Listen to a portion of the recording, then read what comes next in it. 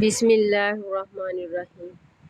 رب وہاں سے دروازے کھولتا ہے جہاں سے گمان بھی نہیں ہوتا۔ بے شک وقت برا ہو تو محنت کرو، اچھا ہو تو دوسروں کی مدد کرو۔ غیرت صرف اپنی بہن پر پہرا دینے کا نام نہیں، بلکہ دوسروں کی بہنوں کا احترام کرنا بھی غیرت۔ اللہ پاک فرماتا ہے، دعا کرنا نہ چھوڑو، کیونکہ میں تمہاری ایک دعا سے تمہاری پوری زندگی بدلنے پر قادر ہوں۔ والد کو پانی پلانے کا اجر۔ فرمان مصطفیٰ صلی اللہ علیہ وآلہ وسلم ہے، جس نے اپنی چھوٹی عمر میں اپنے والد کو ایک مرتبہ پانی پلایا، اللہ بروز قیامت اسے آب کوثر سے 70 مرتبہ پانی پلائے گا۔ 3 کام کرنے کی کوشش کرنا۔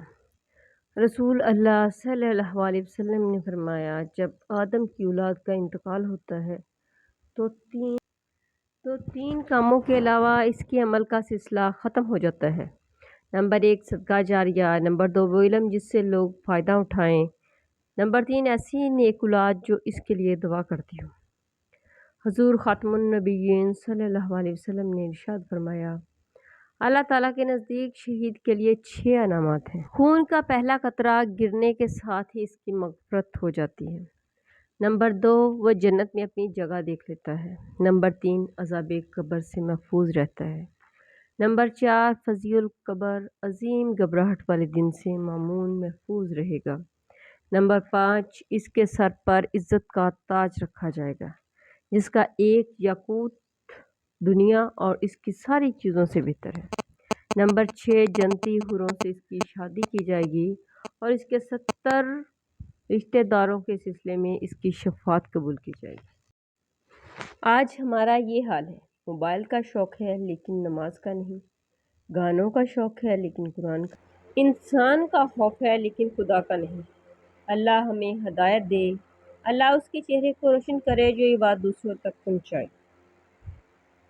بانو قدسیہ کہتی ہیں، مرد جب عورت سے محبت کرتا ہے تو وہ عورت کی ایک ادا اور ایک تکلیف پر ساری جمع پونجی لٹا دیتا ہے۔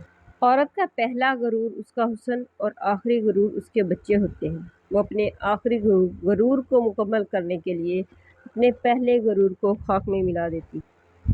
محبت ہو جانا یا مل جانا اہم نہیں ہوتا، محبت کو زندہ رکھنا اور عزت دینا اہم ہوتا ہے۔ انسان کی سب سے بڑی کامیابی خود کو خود کی ذات تک محدود رکھنا ہے۔ خود کو کسی بھی چیز کا اتنا عادی مت بنائیں کہ اس کے بغیر گزارا ممکن نہ ہو۔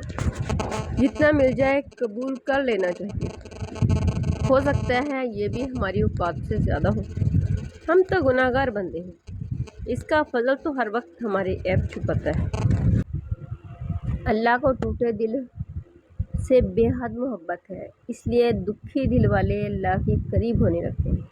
جب اللہ آپ کو اپنے قریب کرنا چاہتا ہو تب آپ کو آزمائش میں ڈال کر اپنے قریب کر لیتا ہے۔ 2 میٹھے بول انسان تو کیا حیوان کو بھی زندگی بھر کے لیے اپنا بنا سکتے ہیں۔ آج اگر زندگی مشکل ہے تو کل کی آسانی کا وعدہ بھی اللہ نے کیا ہے۔ اللہ سے مانگو، خوب مانگو، اللہ تمہیں امید سے بھر کر دے گا۔ ماں باپ ان درختوں کی طرح ہیں جن کے سائے میں اولاد راج کرتی ہے۔ کوئی پلٹ آئے تو اس کا ہاتھ تھام لینا چاہیے، اس کی امید نہیں ٹوٹنی چاہیے۔ اللہ بھی تو یہی کرتا ہے۔ لوگ کہتے ہیں کسی ایک کے چلے جانے سے زندگی رک نہیں جاتی، لیکن یہ کوئی بھی نہیں جانتا لاکھوں کے مل جانے سے بھی اس کی کمی پوری نہیں ہوتی۔